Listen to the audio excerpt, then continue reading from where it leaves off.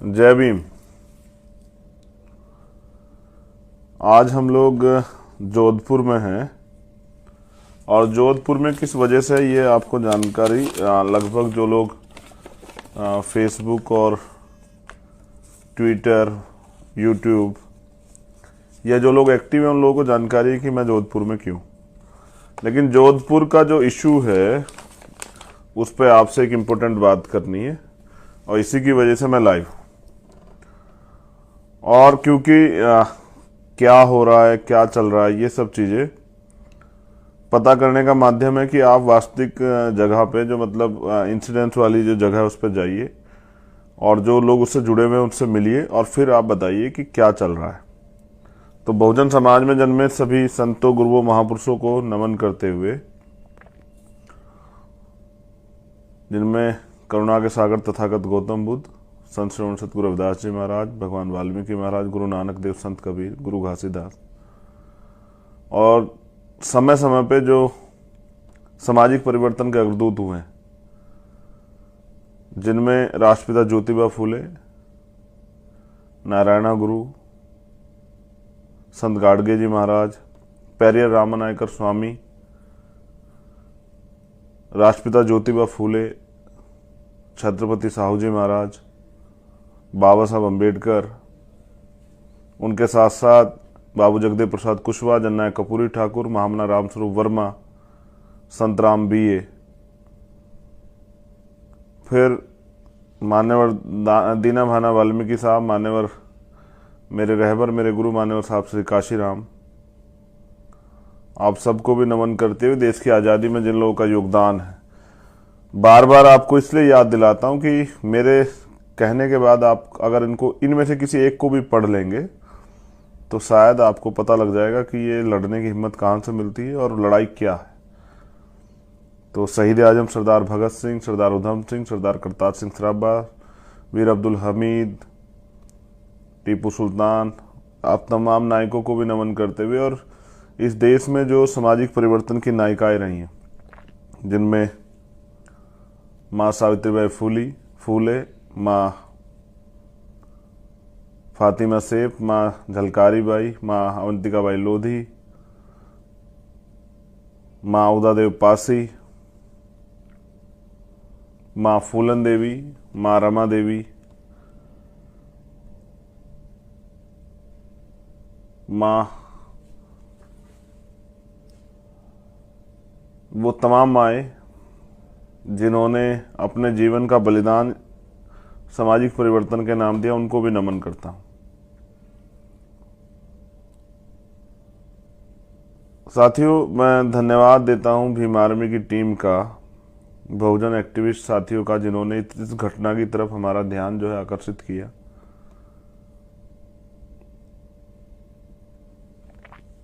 ये जितेंद्र पाल मेघवाल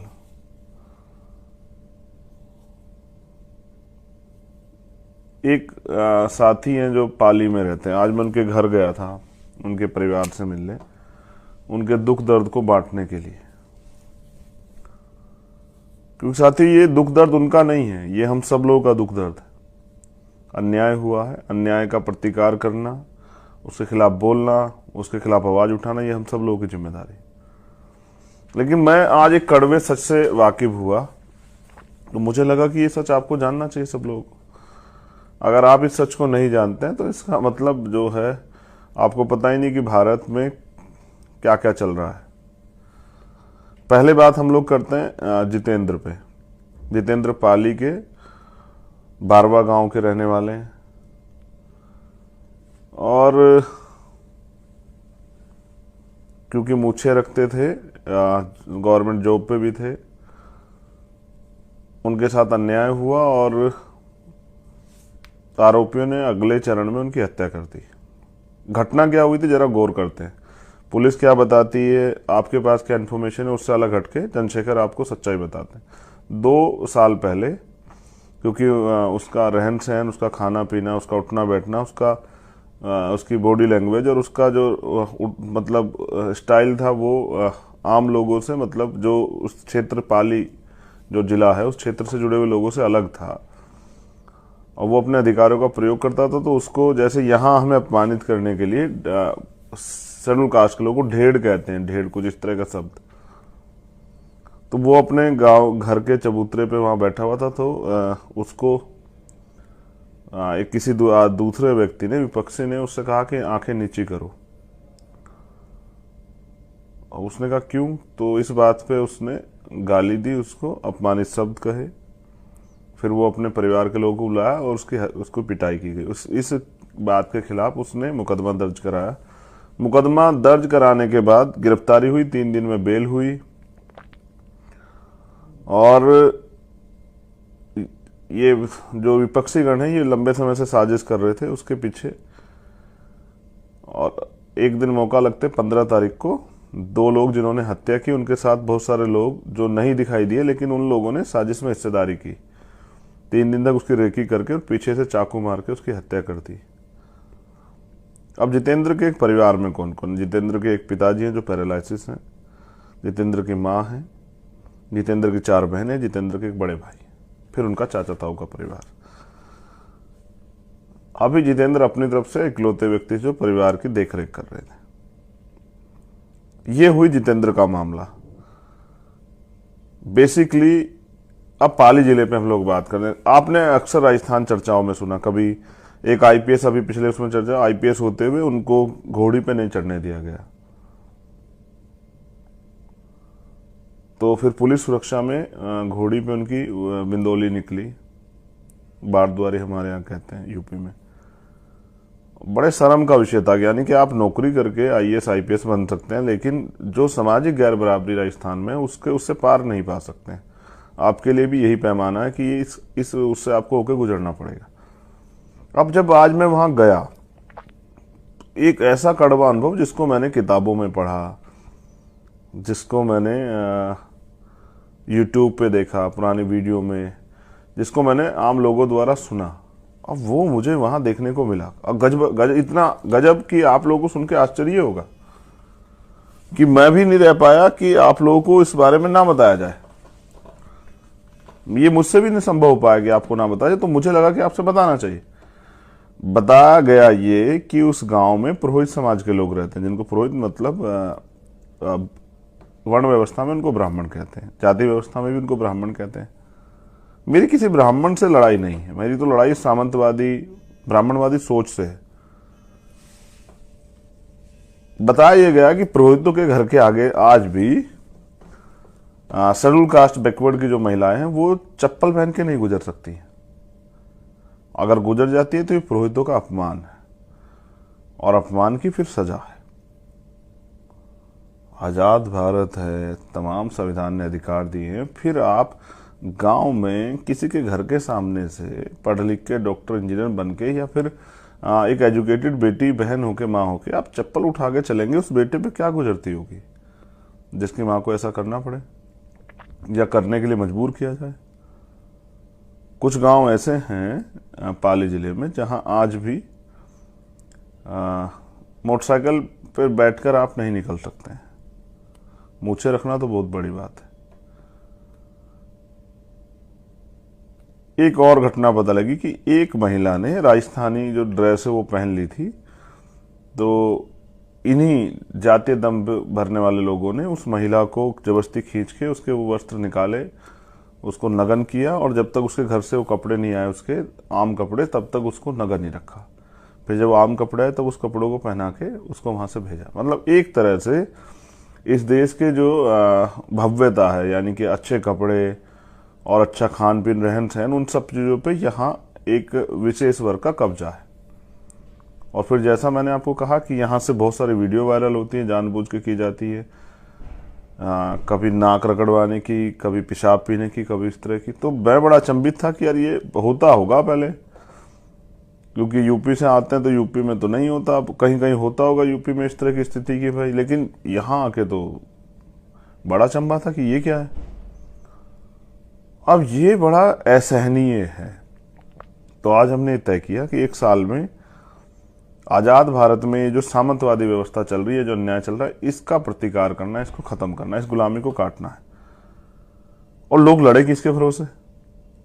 क्योंकि यहाँ तो 71 साल से तो लोकतंत्र ही चला रहा है, हमारे एमपी एमएलए बनते हैं और यहाँ हमारे चीफ मिनिस्टर भी रहे हैं पहाड़िया जी राजस्थान में, तो नहीं बदला। यानी कि विधायक एमपी बनने से तो नहीं बदलता है, यानी कि अगर आप मुख्यमंत्री बन जाए तो भी नहीं बदलता है, सरकार बदलने से भी नहीं बदलता है। बदलता कैसे? बदलता ऐसे जब आप इसके खिलाफ कोई ठोस काम करते हैं, या फिर अगर आप ताकत में होने के बावजूद ताकत में आने पर इसके खिलाफ कोई एक्शन लेते हैं। ना ये किसी राजनीतिक दल का एजेंडा है कि ये होना, इसको खत्म करना चाहिए, ना ही किसी सरकार का एजेंडा है, ना ही किसी नेता का एजेंडा है। हाँ, मगर ये अपमान लगातार जारी है। ये है राजस्थान। इस राजस्थान से मुझे तकलीफ है, राजस्थान की भव्यता से, राजस्थान के संघर्ष से, राजस्थान से मुझे कोई तकलीफ नहीं है, किसी जाति से मुझे कोई तकलीफ नहीं, लेकिन जो सामंतवादी ब्राह्मणवादी सोच है उससे मुझे तकलीफ है। और मैं अपनी बहनों को, जो जितेंद्र के परिवार में, ये वचन दे के आया हूँ आज, जो 4 बहनें, जिनमें 2 बहनें तैयारी कर रही हैं, 2 बहनें शादी हो गई, कि जितेंद्र चला गया लेकिन चंद्रशेखर है, तो जितेंद्र ही बन के इस रिश्ते को निभाऊंगा, चाहे शादी भी हो कुछ भी हो।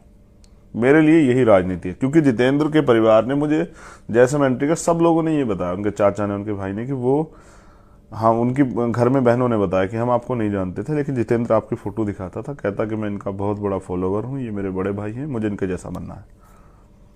और मुझे भी उसने हमें देख के रखी। फिर उसके चाचा ने बताया कि वो कहता था कि मुझे अपने जीवन में एक बार भाई को गाँव में जरूर लाना है। तो परिवार ने मुझसे कहा कि आप आए भी तो तब जब जितेंद्र नहीं रहा है। बहुत तकलीफ का इश्यू है, मेरे लिए तो बहुत तकलीफ का इश्यू है। तो जितेंद्र पाल मेघवाल को न्याय मिलना चाहिए। इसके लिए कुछ मांगे हमारी थी, जैसे मैंने वहां भी कही थी, आपने लाइव में सुनी होगी, लेकिन मैं समझता हूं कि इसमें बहुत सारे लोगों का दोष है। अगर पुलिस ठीक समय से कार्रवाई करती, कोर्ट के जरिए अब आरोपियों पर अब तक कार्रवाई हो चुकी होती, तो मुझे लगता है कि इस तरह की घटनाएं ना होती और आज जितेंद्र हमारे बीच जिंदा होता।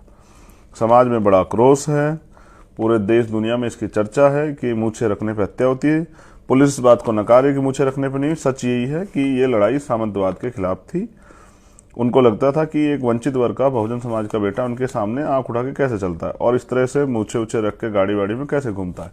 ये उनका अधिकार नहीं है, और ये अधिकार अगर कोई इसका इस तरह का कोई काम कर रहा है तो ये अनुचित है उनके नजरिए से, तो उसकी हत्या होना जरूरी है।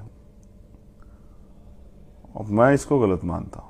मैं क्या, कोई भी जो इंसान खुद को मानता है उसको गलत मानेगा, और जब हम इसको गलत मानते हैं तो ये गलत ही। हमारी कुछ मांगे हैं, जैसे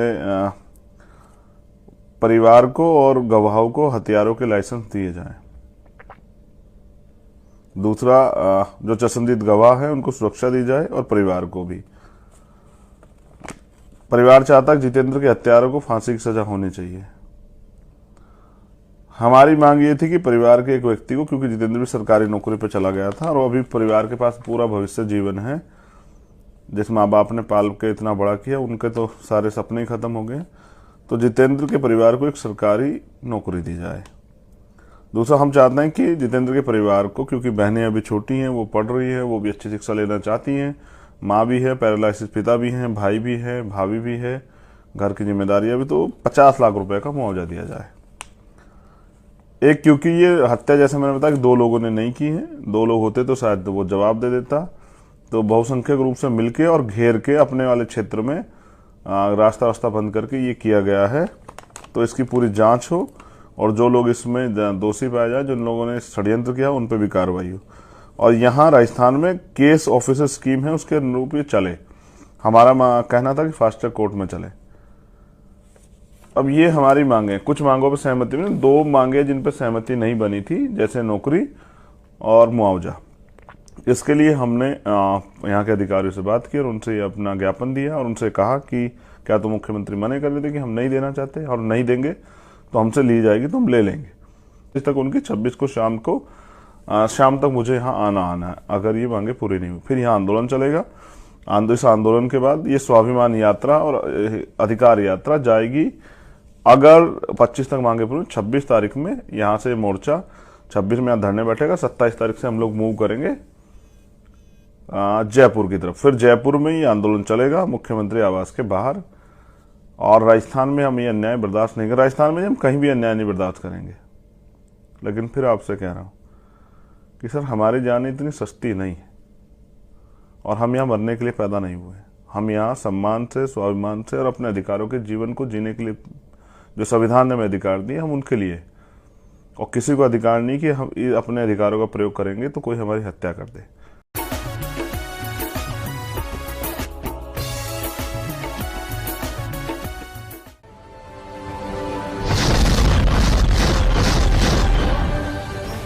ਹੋਰ ਅਪਡੇਟ ਖਬਰਾਂ ਦੇਖਣ ਲਈ ਸਬਸਕ੍ਰਾਈਬ ਕਰੋ ਸਾਡਾ YouTube ਚੈਨਲ ਆਜ਼ਾਦ ਟੀਵੀ ਅਤੇ ਲਾਈਕ ਕਰੋ ਸਾਡਾ Facebook ਪੇਜ ਤੇ ਨਾਲ ਲੱਗੇ ਬੈਲ ਬਟਨ ਨੂੰ ਪ੍ਰੈਸ ਕਰੋ।